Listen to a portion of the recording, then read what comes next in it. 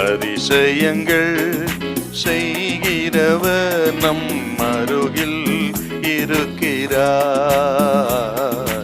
அற்புதங்கள் செய்கிறவர் என்றும் நமக்குள் வசிக்கிறார்.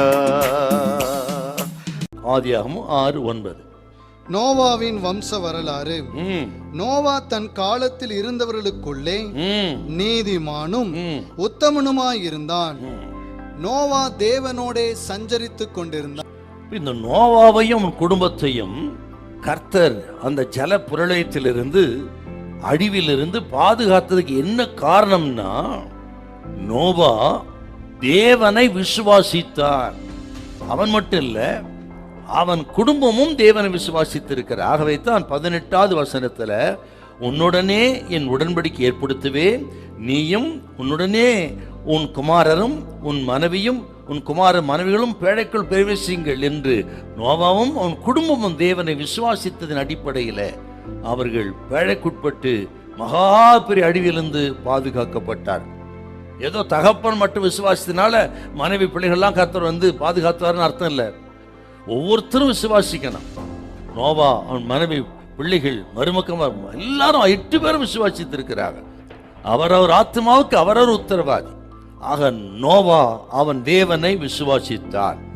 அந்த சந்ததிக்குள்ள நீதிமானாயிருந்தான் அப்படின்னு வாசி கேட்டாங்க.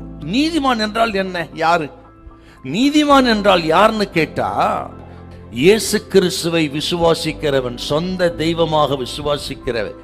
எனக்காக இந்த உலகத்துக்கு வந்தார், என் பாவங்களுக்காக மரித்தார், என்னை பாவத்தின் மீட்டெடுப்பதற்கு, என்னை நீதிமானாக மாற்றுவதற்கு இயேசு உலகத்துக்கு வந்து கல்வாரி சிலுவைக்கு போய் மரித்து அடக்கம் பண்ணப்பட்டு 3ஆம் நாள் உயிரோடு இருந்தார். இயேசுவே என் பாவங்களை மன்னியும், என்னை பாவி என்கிற ஸ்தானத்திலிருந்து நீதிமான் ஸ்தானத்துக்கு உயர்த்துன்னு இவன் விசுவாசிக்கிறானோ, அவன் பாவங்கள் அற கழுவி சுத்தம் பண்ணி அந்த பாவி என்கிற ஸ்தானத்திலிருந்து நீதிமானான் ஸ்தானத்துக்கு உயர்த்துகிறாரு. அவன் தாங்க நீதிமான். இயேசு கிறிஸ்து ரத்தத்தினால் தான் ஒரு மனுஷன் நீதிமானாக இருக்க முடியும், தவிர தன் சுய கிரிகளினால் அல்ல.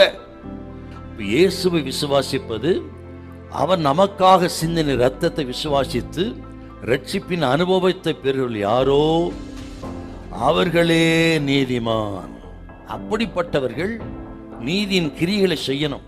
ரட்சிப்பு நமது மனதில், இருதயத்தில் நடக்கிற நிகழ்ச்சி. இருதயத்தில் நடந்த ரட்சிப்புக்கு வெளியரங்கமாக கிரிகள் இருக்கணுங்க. ஆண்டவருக்கு பயந்து நடக்கிறது, கீழ்ப்படியது, பரிசுத்தமா வாழறது, கர்த்தர் சொன்னபடி செயல்படுறது, அந்த கிரியைகள் நமக்கு வேண்டும். பேச்சில் நடக்கையில எல்லாரும் சுத்தமா நீதிமானாயிருங்கள். ஆண்டவர் வருகை மிக மிக சமீபம். அல்லேலூயா, அல்லேலூயா.